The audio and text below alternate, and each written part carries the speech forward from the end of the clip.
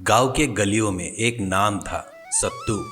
बेहद गरीब टूटी झोपड़ी में रहने वाला, मगर दिल से बड़ा।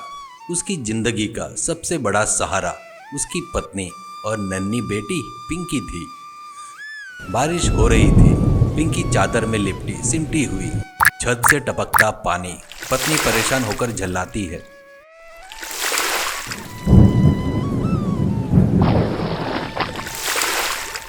सुनिए, ये कैसी जिंदगी है। ये देखो, टपकते पानी में हम जी भी नहीं पा रहे हैं और तुम पिंकी के लिए रोज खिलौने लाते हो। उन पैसों से घर का सामान ले आते तो कुछ काम आता ना। सत्तू धीरे स्वर में बेटी को देखते हुए, अरे भाग्यवान, गरीबी इंसान से सब छीन लेती है, लेकिन मैं अपनी बेटी की छोटी छोटी खुशियाँ क्यों छीनूं? उसकी हंसी देखना ही मेरी सबसे बड़ी दौलत है। हाँ, और तुम्हारी मूर्खता की वजह से हम भूखे मरे, घर टूटे, वो तुम्हें दिखाई नहीं देता। पति पत्नी की नोक-झोंक चलती रहती थी। एक पिता बेटी को खिलौनों से खुश करना चाहता था, पर पत्नी चाहती थी कि पहले घर की जरूरतें पूरी हो। सत्तू एक दिन मायूस होकर चौपाल पर पहुंचता है। बारिश थमी थी।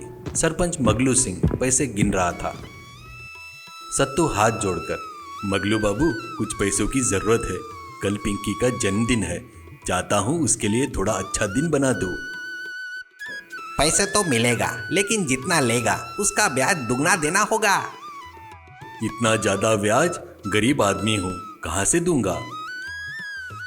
लेना है तो ले, वरना निकल जा। मेरे पास और भी लोग खड़े हैं। मजबूरी ने सत्तू का सिर झुका दिया। बेटी की मुस्कान के लिए उसने कर्जा भी मंजूर कर लिया, जो उसकी गरीबी को और गहरा कर देगी। सत्तू खिलौने लेकर लौटता है। पत्नी दरवाजे पर खड़ी थी। क्या किया आपने?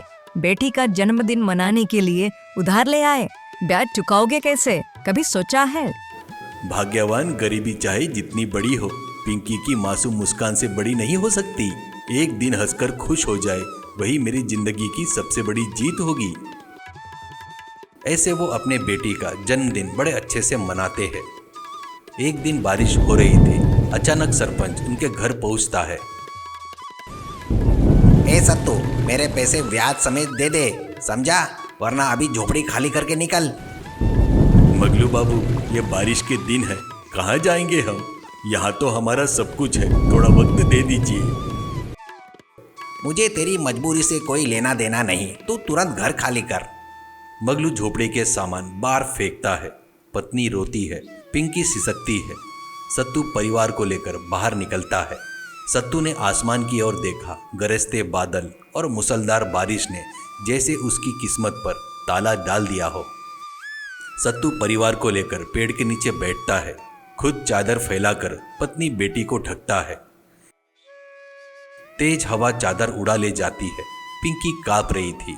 सत्तू बेटी को सीने से लगाकर रोते हुए, हे भगवान, मेरी बेटी मासूम है, उस पर यह सितम मत कर, तू ही हमारी आखिरी आस है। पत्नी रोते हुए, कहाँ ले आए जी आप हमें? अब जीने की उम्मीद भी नहीं रही। तभी एक जीप की हेडलाइट चमकती है। इंस्पेक्टर राजा सिंह उतरता है। वो गांव का नया आया हुआ पुलिस इंस्पेक्टर था। वो सत्तू को देखकर उसके पास जाता है। राजा सिंह हैरान होकर, अरे, इतनी रात इतनी बारिश में तुम लोग यहाँ क्यों बैठे हो? सत्तू टूटी आवाज में, साहब, सरपंच ने हमें घर से निकाल दिया। गरीब लोगों की कहीं सुनवाई नहीं होती। राजा सिंह गुस्से में, क्या ये कैसा सरपंच है जो जनता को लूटता है? चलो मेरे साथ, अब होगा न्याय। उस रात के लिए राजा सिंह उन्हें अपने घर लेकर जाता है। जीप वहां से निकल जाती है। दूसरे दिन राजा सिंह बिना वर्दी में गांव के बीच आता है। सत्तू और गांव वाले साथ थे। सरपंच अभी भी अहंकार में था।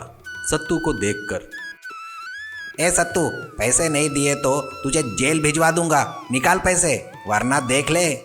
राजा सिंह कड़क आवाज में, बस, अब जेल तू जाएगा मगलू सिंह। मैं इंस्पेक्टर राजा सिंह हूँ। तूने गांव वालों पर जितने जुल्म किए हैं, सबका हिसाब देना पड़ेगा।